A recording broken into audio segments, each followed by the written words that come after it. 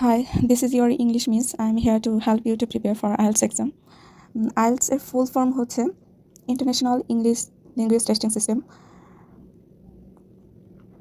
আর এটার ফরম্যাট হচ্ছে দুইটা, একটা হচ্ছে জেনারেল ট্রেনিং আর একটা হচ্ছে একাডেমিক। তো আমার এই ভিডিওটা শুধুমাত্র একাডেমিক স্টুডেন্টদের জন্য। তো যারা একাডেমিক IELTS এর জন্য প্রিপারেশন নেবেন তারা এই ভিডিওটা দেখতে পারেন। তো আমাদের প্রথম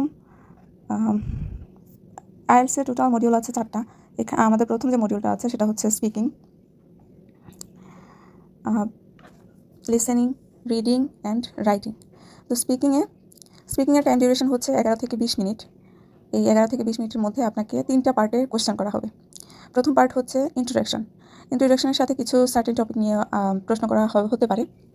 এবং সেকেন্ড হচ্ছে কিউ কার্ডে আপনাকে 2 মিনিট কথা বলতে হবে, 2 মিনিট বা তার 2 মিনিটের মতো কথা বলতে হবে একটানা। এবং 3 হচ্ছে ফলো আপ কোয়েশ্চেন বা ডিসকাশনও বলা হয়। সেকেন্ড যে টপিক হচ্ছে সেটা হচ্ছে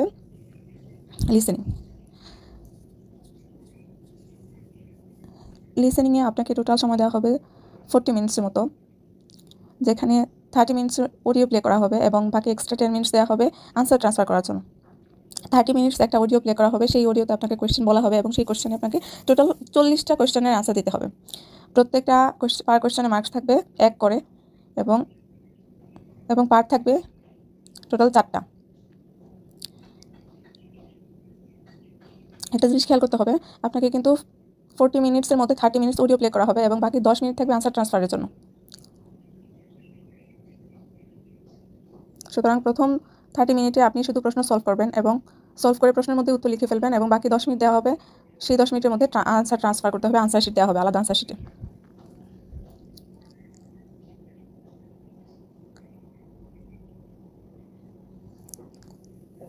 এবার আসি আমাদের থার্ড যে মডিউল, সেটা হচ্ছে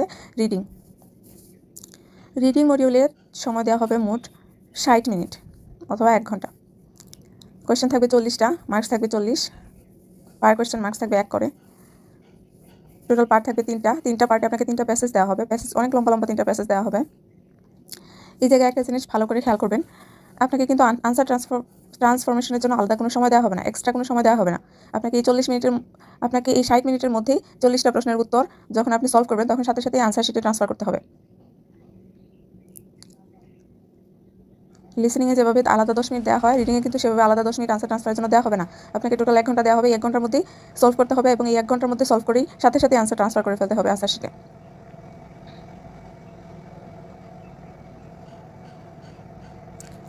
এবার আসি আমাদের ফোর্থ যে মডিউলটা আছে সেটা হচ্ছে রাইটিংয়েও টাইম দেওয়া হবে টোটাল 60 মিনিটস। এই 60 মিনিটে আপনাকে টাস্ক দেওয়া হবে 2টা, টাস্ক 1, টাস্ক 2। টাস্ক 1-এ আপনাকে একটা রিপোর্ট লিখতে হবে, টোটাল সময় থাকবে 20 মিনিট আর অ্যাটলিস্ট 150 ওয়ার্ডের মধ্যে 150 ওয়ার্ডসের মধ্যে লিখতে হবে। এর চেয়ে বেশি লিখলেও কোনো সমস্যা নেই, তবে 150 থেকে 180 হচ্ছে স্ট্যান্ডার্ড একটা ওয়ার্ডস লিমিটেশন, এর ভিতরে লিখলে ভালো। তারপরে আসে আমাদের টাস্ক 2-তে। টাস্ক 2 হচ্ছে এসে রাইটিং।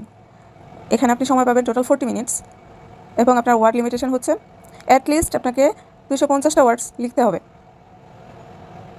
আপনাকে এই জায়গায় বলে দেওয়া হয়েছে অ্যাটলিস্ট 250 ওয়ার্ডস, সো এর থেকে কম লিখতে পারবেন না।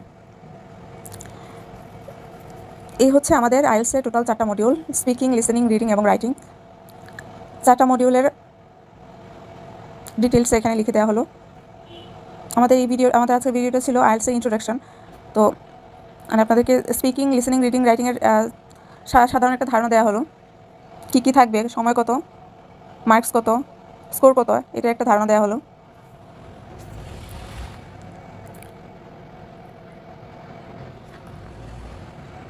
I hope this video will help you. Thank you for watching.